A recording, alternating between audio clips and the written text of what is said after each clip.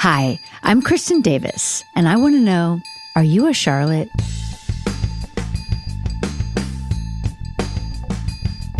You guys, I do have Adam Scott here. Yes, you do. I'll just say it out loud, just on the air, because there's also the weird YouTube of it all now. Oh, right. That you guys We put do. it on YouTube. We do. Yeah. Do you guys? No, because we don't film it. Really? Yeah. Interesting. Yeah. When I first came to iHeart, they didn't film it, but I listened to The Town. Yes. And on The Town, they said that video is the new audio. It sure is. So I was like, oh, It really is. gotta catch up. I know. We Right? just didn't. You know what? We put ours together in such a hurry Oh, because it was like the show was coming out in January, and I guess it was around November. Ben and I in particular were worried about the people who watched season 1 right. coming back because it had been 3 years. Oh my God, 3 3 whole years. Oh 3 my God. calendar years. And also, since- it's so dense in plot. Yes. So we didn't know if people would watch. All we wanted was those who saw the first season to come back. And so my wife, Naomi, was like, you guys should do a podcast. Smart. Yes.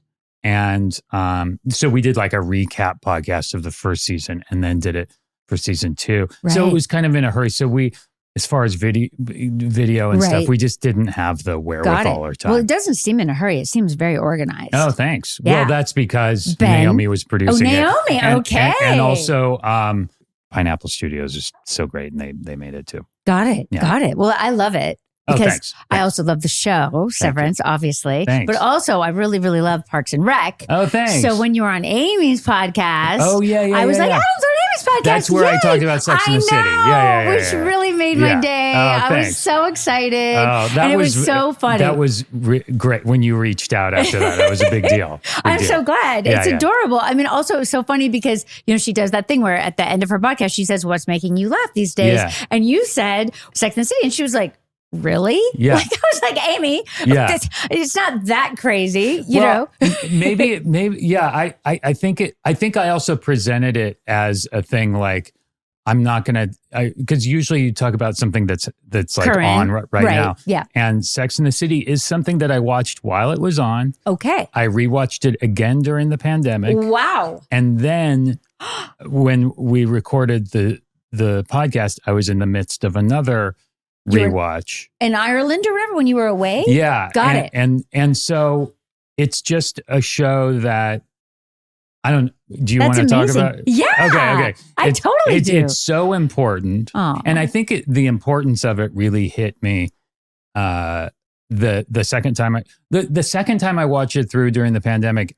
I started it when I had COVID pre-vaccine, right? Oh, So we were shooting the show and had to shut down because I had it. Oh, no. And it was pre-vaccine. If you got COVID, it was Bad. hardcore, man.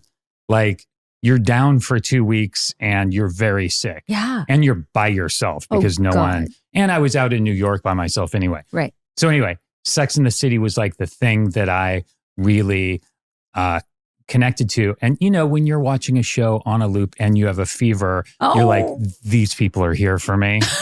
And so I had this real connection to it. Oh, I love and it. had watched it while it was on, but at this time I was really zeroing in on it for how excellent it was. Aw. And as a show, just really breaking the form and doing something new with it.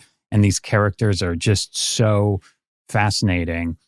But then the next time I went through it this year, Uh-huh. I think I was really zeroing in on how important the show is. Aw. Really. And also being the father of a teenage daughter and Right. something like this being out in the world there for her whenever she wants it is I was really wondering, comforting. has she watched? Yes. Okay. And Yes. what? How old is She's she? watching it right now, 17. Got it. Oh, that's Yeah. good. I have a 14-year-old girl. Okay. And I haven't really let her watch it yet. Okay, sure. Though some of her friends have, Uh-huh. right? Who are maybe a little bit more, Yep. less sheltered or whatever. Yep. And also because it's me, it's weird. I would imagine. Yeah. It's strange. So I can't decide because people keep saying like, you should just let Gemma watch it. And I mean, kind of, I feel like, yes, Mhm. because it is, it's got so much stuff in there that is you're not really going to hear other places. Yeah. And it's done without shame, the whole idea. That's key. Right? Yes. So I like that. And I like her having access in a way where the ethos is correct. Yes. But also, I think it would be great for her to watch it whenever you're ready for her to watch it, because Charlotte is so complicated. Thank you. And so contradictory. That's so nice, Adam. Thank you. So Don't true. you think? Definitely, I think. In really interesting ways. Thank you. I mean, it's really nice that you especially would feel that way, because obviously I admire your work and you've been around a long time and I think you're really smart. But also in general, it's been interesting because it's been almost 30 years before we, filmed the pilot. Yeah. There's been so many phases. And for so long, like I would say a good decade, I was the boring one. I was the prude. Yeah, no, but. Right? Right. But it's so interesting to watch. Like, first of all, we were allowed to develop over time, which is amazing and rare. Yes. And we had incredible writers that, deepened and deepened and deepened and deepened, that we knew so well. Yeah. So they were really like bespoke writing, for me. You're writing for you. Which is like the greatest gift. It's the best. An actor could ever have. And that was really great writing. I mean, it's beyond. Like when I look back, I mean, I knew at the time, we all knew at the time, because they were also right there. Like in television, you have the joy of you really having a collaborative experience with your writers. So they were always with us. Yes. And Michael Patrick was always available. Like there were a few times early on where, they might go home at 4 a.m. or whatever it was. Do you know what I mean? And if a director, didn't get, like, because sometimes they wouldn't really get Charlotte, and they would try to tell me, like, you need to do this. And I'd be like, no, you don't understand Charlotte. I'd call Michael up. I'd wake him up. Yeah. Help. Can you call? At a certain point, you know the character better than any director. Right. That may And come Michael in. supported that. So even though we didn't have a producing credit in the beginning at all, Sarah Jessica did, but the rest of us didn't, we were very included and respected and collaborated with, and all of those things that make for great. Well, that shows. Right. This is what you need. Because it is interesting how, like the name of the podcast, are you a Charlotte? Are you a Miranda? Are you that is an incredible marketing tool, and also shows just how much it was resonating culturally at the time, because it really is. You guys were really zeroing in on something that had never been spoken out loud before. It's true. Like truly. I know. And watching the show, thinking about all of this stuff that you guys were doing and saying, thinking about those things being said for the first time. Yeah. That really drives home how important the show is. It's true. Or a lot of it. It's true. And also, we were trying to be funny too, right? I know. That's the thing. And that's the thing that was great about it. And I think we knew, like, there was a lot of negative. Like, we had to wade through a lot of negative at the beginning, because people were like, who do they think they are? Yeah. Which I think that we had a new version of that within Just Like That, because now we're older, right? So people have a lot of feelings about that. Interesting. About what? It's a different show, which I also think we knew that we were trying to make a different show, but that's a weird thing to do, to take the same characters and make a different show with a different tone and adding new characters. And was it like, how dare these women who are in their 50s do and say that? Interesting. And also, because we weren't obviously we had different subject matter that you were dealing with in your 50s, right? Yeah. Death and cancer. Yeah. It's funny to say it out loud, because we were still trying to be funny. So it was a big ask. Yeah. Right. And I think I at least was a little naive about that. Like, we just thought, like, let's do it. Because you get a creative idea, you get charged up, you get excited. And we didn't necessarily think about all the people who aren't our age and that they would feel feelings about that. You know what I'm saying? Yeah. But whatever, we did it. And I stand by it. You know what I'm saying? Because that's what you have to do when you do creative things. Right? Yeah. Right. Yeah. You never know how it's going to be received. You can't control it. You can't control it. Yeah. At all. But the thing in the beginning was that, like, I would say at least the first 2 years, a lot of at the time, it was still like, newspapers had like reviewers, and they were older white men, right? And they'd be like, who do these women think they are? Sure. And then one was like, I wouldn't date any of these women except for that brown-haired one. She seems nice. Like the most insane. Jesus Christ, and then I remember when we did the first film, even, I don't know how much I should say, but a big deal reviewer that we would all be looking to, like, what is this newspaper going to say? the entire first paragraph was about whether the four of us had Botox or not. Wow. Like, what the Like a big reviewer? Or is It was a woman. a woman? Jesus. Can you believe? Like, and you're just like, what? Wait, what? Well, I do remember culturally when the first movie came out, everybody being like, this is adorable. They're going to put a sex in the... Right. As if anyone really wants this or needs this. Right. And then it was huge. Right. Against Huge. all odds. I went opening weekend with my wife. You did? Oh, of course. That's adorable. Of course. That is so and sweet. it was packed at the ArcLight with At the ArcLight, how people magical. having a blast. In their And outfits? I'm sure. I wasn't like You weren't thinking taking about that. in. I understand. But it felt like a cultural moment and it was like, holy shit, yeah, Sex in the City. Because it had only been off the air for a few years at that point, right? Well, more years than we had planned because okay. we wanted to do it right away. Yeah. And when I had Chris Albrecht on, which was really fun because he was in charge of HBO Original and then HBO. Yeah. And then he is the one, they kind of had an idea together, Michael Patrick, Sarah Jessica, and he, but it was HBO within the Time Warner umbrella. No one knew who was going to finance it or distribute it. Oh, I see. Right? Okay. So he commissioned the script from Michael Patrick. He had all of us on hold. Yeah.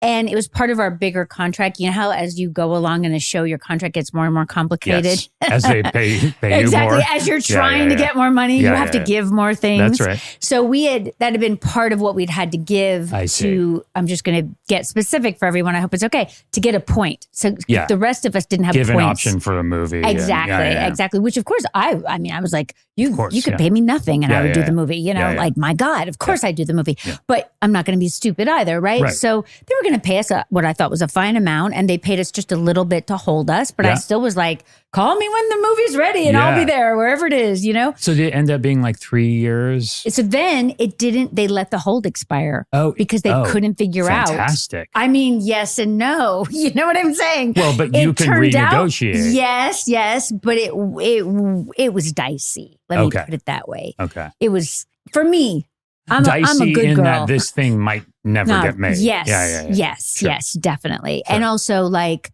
because I really felt like we should get to do that and how amazing that we would get to make a movie. Mm-hmm. And this is not normal that a TV show that no one ever thought was going to succeed like we did about women at the time over 30, which was like, right? That we would then get to make a movie. I mean, I was like, this is a blessing, an insane, like amazing situation. Let's just do it for free. You know, that's me. Yeah. Right. But don't do it for free. And I didn't. Obviously, obviously I didn't. And there are people around me to protect me from those impulses. But those also as actors, and I know that you started out doing guest spots and then Melrose Place and we always have this mentality and I still do. Yeah. Which is something that I have to fight against too, which is, whatever you want, you know, it's hard. It is something you have to work hard at because it's not like, and I think it's so different now. The business is so different now and also changing as we speak. Right. But like, you have to think in a different way about like, you're a commodity and that's not how we started. That's not what we wanted. No. We were never thinking that.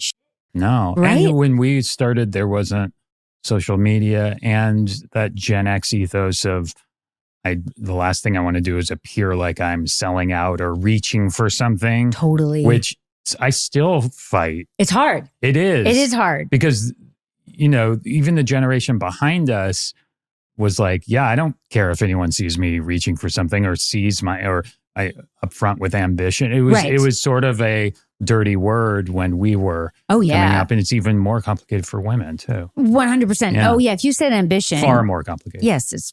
I knew what you meant. If you said ambition, I mean, people would just like shut down in the weirdest way. Yeah. Yes. But now, I mean, and there's a lot, I have to push through a lot of that. Like I have younger people who help me with my social media and they're like, we're going to film you in the kitchen. And part of me is like, no. Yeah, exactly. You know, you're still like, I know. And then you're like, I gotta breathe with it. I gotta breathe with it. Yeah. But it's very, very different. I love that, you know, those of us who are lucky enough to still be in it and working that we're still here. Right. Yeah. And that, you know, like for instance, Severance, I mean, like if you were to look at Parks and Rec, which is one of my all-time favorite shows in the world. Thanks. And like you and Amy talked about, when people say to you, which also is how we feel about Sex and the City, that is comfort, like a comfort watch, there's no greater compliment. Yeah. And we weren't ever thinking like that back then. No. You never know. No. You never know. You never know how something's going to land, or if or how something will last too. Right. And over time it changes and shifts, which is so amazing. And I had no idea that you'd watched the show 3 times. I thought you were just watching it because you were talking about the freshness of it. Like it was my first time. Yeah. But I was rediscovering certain things about it, going through the entire thing again. And it's tough to start the show and not work your way through the whole thing. Which is so nice. It is. Yeah. Especially since the first season and a half it's just so different. So different. Because you have the talking heads and people on the street. Yeah. Yes. And we're breaking the fourth wall, which was very hard to do. But then when you guys found it and settled into what it was, then it really, but it still worked in that other form. It was just not, every show has to find itself. Absolutely. Absolutely. But let me just say quickly about Severance. I don't want to go down a Severance thing because I feel like you just talked about Severance for literally so many months. I'll talk about whatever. But like with the lead up to the Emmys, I was like, poor Adam. Oh my God. Like you talked to everyone. I know. I was impressed. Okay. I was impressed. And I also just want to say, side note, that I wasn't watching the Emmys because I was with my kids and we don't watch stuff like that. But I had my alerts on because I was really pulling for you. Oh, that's like in my mind, you are the winner. I love Noah as well, but I mean, he's great. I mean, he's so incredible, and it's so wonderful to see him back, obviously. But I also really, really wanted you to win. Thanks. I just want to say, one of my very first jobs ever was ER, and the first season of ER. I was too? The first season of ER really? too. Yes, it was such a big deal. Crazy. Who did you play? What did you do? I played someone. I had like 3 lines. I got in a car accident or something. Me as well. Yeah. I had a sick child, I want to say, and I went to see Season Clooney. 1. Oh my God, there you are. Looking. Oh my God. There I am. You have a whole neck brace on. Yep. Wasn't it fun to be on that set? Yeah, I remember I took the thing out of my nose between takes and forgot to put it in. Oh no. And they got pissed off that I had forgotten to put it in. Oh no. Did they do like many, many, many takes? I don't remember, but I remember it was a lot of like one or like it was on me being rolled into the hospital. Oh yeah, those were the down. big takes. Those were the big takes. I went and like kind of hung out because I was so into it, and you could feel the energy that it was a hit. Yeah, even right away. I think I remember when I did my episode, it was George Clooney was on the cover of TV Guide. Wow. The week I was there, and that was the first time he had been on the cover, and everyone was like, "Holy shit, George is on the cover of TV Guide. What the is going on?" And so it was right when it was starting booming. to pop. Sorry, what were you saying? My scenes were with George, so it was really fun. Yeah, amazing. And I had to flirt with him.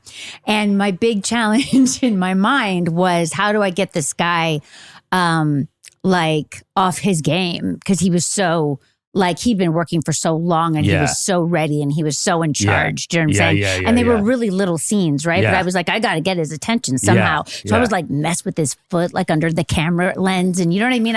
He was just like, what are you doing? You know what I mean? But I did get his attention. Oh yeah, I bet you did. And it was fun. Yes, I did. Yes, That's I did. Great. And that, that was when you were a guest star, you kind of had to, be creative, right? Yes, about how to make it work. Yeah. That being a guest star is hard. Very hard. Particularly when it's just hard because, everyone has a secret handshake and they're all friends and they're tired and you're, particularly when you're starting out and you just want to, you're like so you excited. Said, you're so excited. You just want to like make a mark somehow and do something special or interesting. Yeah, they were very nice, but I'm glad. Hard. No, it was a big thing. And I remember one day I went and Noah was there. And of course he was so young, and he and George were doing tricks in the wheelchair, like wheelies and whatever. And I was like, this is a trip and a half. And they did like 36 takes of one of those really complicated oneers where literally the entire cast is there crossing through and, doing all that super creative stuff, which was really fun to watch and so different. And I feel like sometimes it like that was a procedural medical show, but yet it broke the mold. Yeah. It was a brand new thing. It was a brand new vibe and visuals and all of that. And that's partly why it hit. And the pit, I think, for Noah. And also I think like to see Noah aging and deepening. And it's one of those things where I'm like, see, like no one complains about that, right? But yet they complain about our faces. Like it's annoying. Ridiculous. Right. But like, no, it's like, it's gorgeous. Yeah. He's a very handsome man. I mean, he was always so handsome, right? But now he's like a man, like a deepened man. And like the soulfulness in his just standing there, is so incredible. But I still wanted you to win. And I was really like, nice. I was like, oh no, you guys. I said to my kids and they were like, what? And my daughter has not watched Severance, though she knows about it because her friends talk about it and I talk about it. But I was like, Adam didn't win, but a lot of the other cast won, which was great. Britt and Trammell, which is won. Great. I mean, they're incredible. Yeah. Yes. I do have this weird actor theory, and I don't know if it's already out there. But when I watch the show, the thing that I think about, when you're working, like first of all, whenever they show that parking lot outside the building, it's so sad, you know. And sometimes when you're shooting on a lot, not Warner Brothers or not even this weird. Deserted Disney lot, but like, you go sometimes to some weird places, right? That are desolate, kind of like, right? And like weird locations. Yeah, weird locations. And then when you go in and you go down the elevator and you become your innie, I'm like, that's like the hair and makeup trailer. Totally. Right? Yeah. And then you're like one person during the day, meaning your character at work, but also you're with a whole bunch of different people. Yeah. But it's very intense. Yeah. And then some people, not you or I, of course, but some people have affairs. Yes, on sets. That's right. And then you have to choose. That's right. Between your the outside life world and the inside world. Yeah. And which one's more powerful? That's right. what I think about when I watch it. That's so funny. But it leaves out so many levels, of course, the corporate world. And, it leaves out a lot. You know what I loved when I was a kid? I was remember when like the Looney Tunes cartoons would have, there was like Bugs Bunny and stuff, but then they would also have these like one-offs. Yeah. Like characters that would bottle episode almost. Yeah, it was like bottle episodes. But there were, or I guess it was a recurring thing where every once in a while they would have two animals. I think it was like, I don't know, for sake of argument, a coyote and a rabbit. Right. And they would walk to work together and chit chat. They were buddies. They would put their lunch in their locker and they were chit chatting the whole time. They would punch in and then they would chase each other all day. Oh my God. And they were enemies, like it's just like that. Pushing, anvils on each other and stuff. Oh my God, pictures. Amazing. It's a sheepdog. Is that what it was? And it's the coyote. So cute. And then at the end of the day, they would punch out and then they would chit chat and walk home together. Love it. And that was fascinating. As a little kid, for whatever reason, that struck a chord with me. And that's always what I thought about with Severance too. It was like, it's also like acting. It is like acting. You walk and then you shoot guns at people. Maybe that's why I liked it so much, is because it felt like, and when I was a little kid, I think I knew that I wanted to be in movies or TV shows or whatever. And maybe that just kind of fit in that sort of. I think it definitely does. Yeah, probably. I think it definitely does. Yeah, and I mean, I know there's a lot more to Severance. I don't mean to say. No, not at all. Not at all. Like that also, that's when you know something works, is when you can project your own things on it. But it's like going and getting into your wardrobe and hair and makeup, and then you're just in this different world for 12 hours. Exactly. The thing that also makes me think about it is your hair. Yes. Because when you're an innie, that hair is placed very specifically, man. I mean, I'm like, how much work goes into that? A lot. It really makes me laugh. Yep. I can see it when I'm watching it. But then you have the contrast of you being your outie and your hair's all a mess. All over the place. Which is adorable. Yeah. But also, does Judy Chin do your show? She did in season 2. Love Judy Chin. Judy's the best. So much. She did our show for a very long time. Yep. And I want to have her on the podcast, but we can't find her. You should. Judy's Isn't she just the best? And now has an Academy Award sitting at home. Which is incredible. It's incredible. She won it while we were shooting the show. Amazing. Amazing. She, towards the end, was flip-flopping Sarah Jessica and I, because Sarah Jessica worked more hours than I did. So, and she'd already had a child. And also my makeup artist, Nikki Lederman, had a child. So everyone was trying to not have to do Sarah all the time. Sure. Because they were trying to live through like their family life. So they'd flip us back and forth, and they're both incredible. But I think that what they do is so amazing. It's fun to talk to them. Yeah. And Judy's one of those people who's just, like, she did a beard on me in season 2, and beards are hard. It's her man. specialty. Yeah. She did eyebrows on me when I have to be a man. Oh, I just watched that episode this morning. No way. Yes. Oh my God. Yes. With you and Dominic. Donovan Leach. Donovan Leach. Yes. I just watched that this morning. That's funny. What'd you think? Wild. It's great.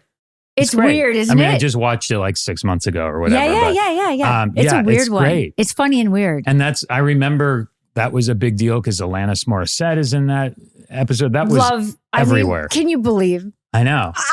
But that was such a great Charlotte moment too, because Charlotte really is, like I said, she's constantly contradicting herself and breaking that mold that was a great sort of general tool for the show, but within the kind of guts of the show, she is not that one thing at all. No, I know. And is constantly surprising herself. Thank God, right? Thank God. That's why she's so fun. So when fun. people say like, are you tired of playing the same character for 30 years? I'm like, no. No, it's because not. She grows and changes totally. like everyone does. But also when I think the relationship with Kyle MacLachlan is where she really grows. Like I feel like she never would have been able to find Harry without the relationship with Kyle MacLachlan. Definitely. Like that is just kind of made her so much stronger and ready to really find the person she loves. Most definitely. And I mean, when I watched this episode that we're going to talk about, because obviously we have other things to talk about that are really fun, but we will talk about the episode. Michael Patrick would sit us down before every season. I don't know if you guys do this, did it on Parks and Rec or did it on Severance or whatever. I mean, you probably know the plan or whatever. He would sit each of us down alone and say like, this is what I'm thinking, right? This is your arc, right? Yeah. These are the big picture things. And, then I knew, early on, Charlotte's very underwritten because she wasn't really so much in Candace's book or column. Like she was an amalgam of different people, basically. And Michael Patrick had said to me when he I think came on the pod, he said, when I got there, which was in season 1, Darren started the show, of course, then he brought Michael Patrick in. Yeah. Michael Patrick had been a stand-up, so he knew comedy, which was super helpful. And he said, I looked at this one and I knew what to write. I knew it. This one and I knew that. And then I looked at you and I was like, I don't know her.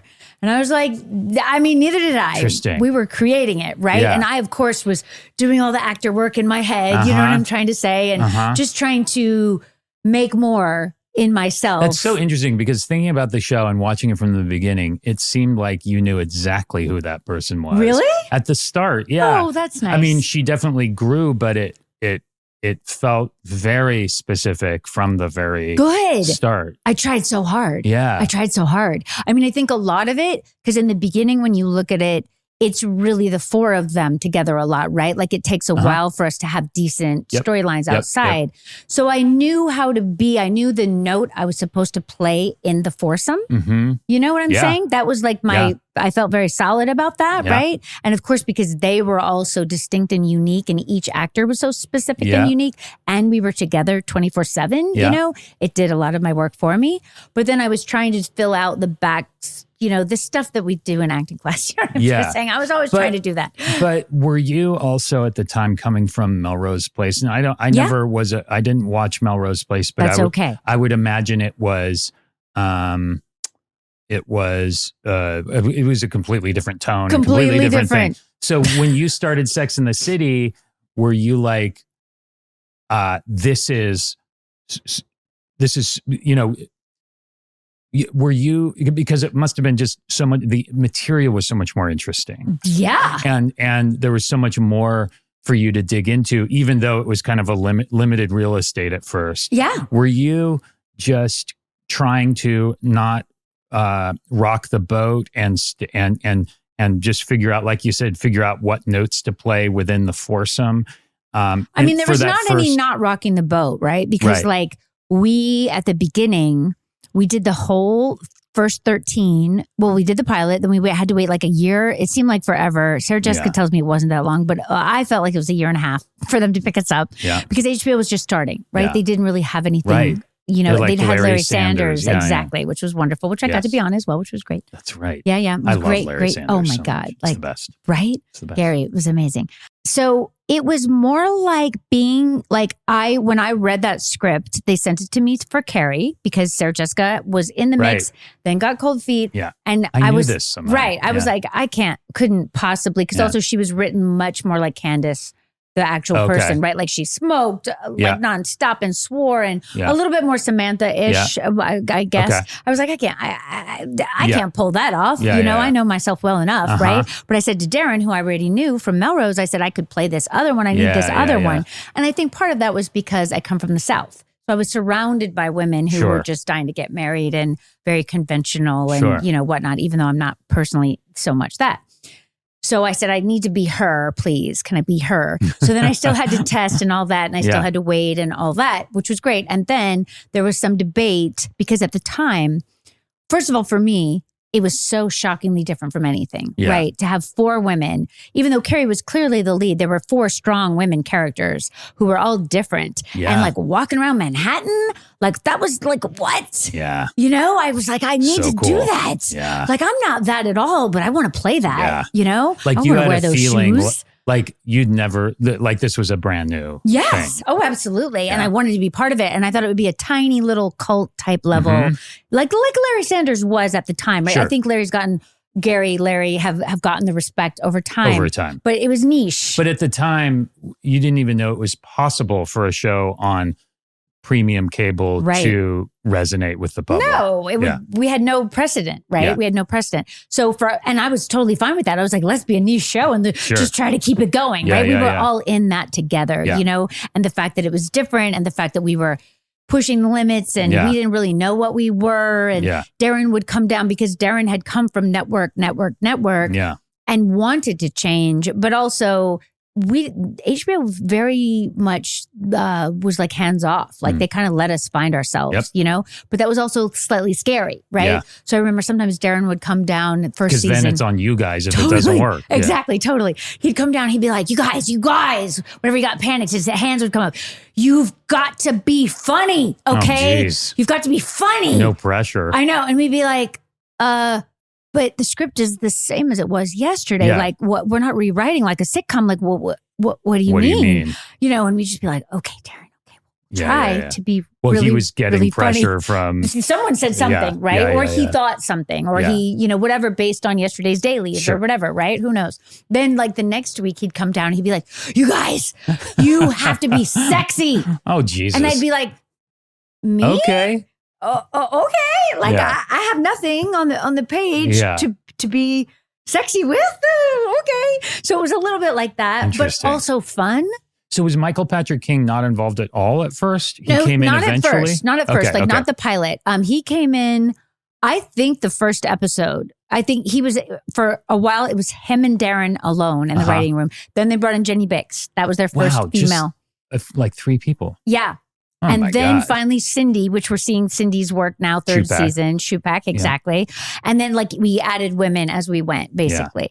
Yeah. But it was just the 2 of them the whole first season. Man, it's like great writing. I know, it's amazing. It's amazing. And also visually, like there's that episode where it's Carrie's birthday and no one shows up at the restaurant because of a mix-up. And then she gets home and there's a car there and the door opens and balloons pop out. You don't even see Big. He probably wasn't even on set for that shot just with the balloons. Right. But we know Big so well. Like you could watch that show with the sound off and know exactly what's going on. Which is incredible. It's incredible. And that's one of the things that's great about rewatching it. Because at the time, back in the day, first of all, we're working our asses off, right? Yeah. Like it was all the time, so intense. What did you have, like 4 or 5 days to shoot episodes? Something like that. I mean, it's hard to remember how fast we had to do, but like I know this episode that we're going to talk about eventually.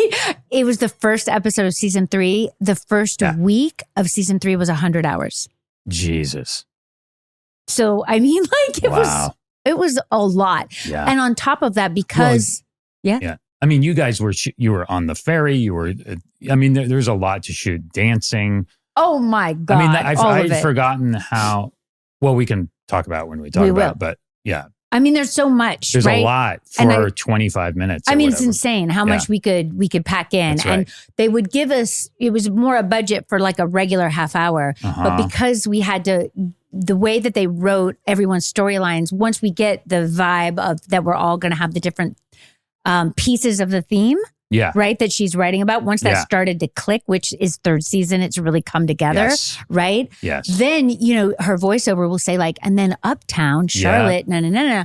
But we don't have that budget. Right. So like we would cross purpose locations. Wow. We remember them having like the big Klieg lights and like walking down the street with them, like to the next corner where we'd have, you know what I mean? Like crazy, almost guerrilla filmmaking. Because in order to pull off these stories, you guys had to do that. Yeah. Because like you said, season 3, the aperture of the show just kind of widens. Right. And you guys are it becomes kind of this epic thing. And by that point, you guys realize you're representing women or well, a this certain had started, sect of, right? I mean, I don't know that we fully realized, right? But it's starting to resonate. When the Alanis Morissette episode, for instance, when that happened, that was everywhere. Like it was big. You guys were settling in to being a phenomenon. Maybe it wasn't it wasn't full-fledged yet. I don't remember, but I remember it being a big deal. Season 3 is when it became a big deal because season 3 is when we got nominated for the Emmy, which was like the shock of all life. So you didn't for the first 2 seasons? No, and we never thought we would.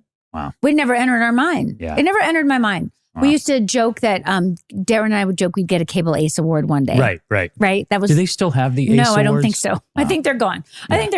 But the thing that I think was great was just going through that together. Yeah. You know what I'm saying? Yeah. And knowing that you started as this little thing, and you must have constantly been looking at each other like, holy. We still do. Yeah. We still do. I'm sure. Because we still feel the same. Right. 27 years later. Yeah.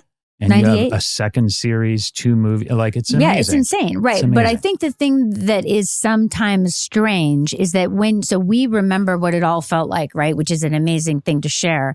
But from the outside, it seems like it was always meant to be this big thing or like that we were handed stuff. But no. Right. Yeah. And that's why then when the show and Just Like That ended and everybody was all shocked, like, well, what do you mean? We're like, you guys, it's all hard. It is hard to make anything. Right? It's so hard. I think that's whether the weird it works part. Or not. Right. It's so hard. Okay, Adam, this is so much fun. And we could talk all of our industry stuff and all of our shows forever. You guys check back in with us. We're going to be recapping Where There's Smoke later in the week. Okay, bye.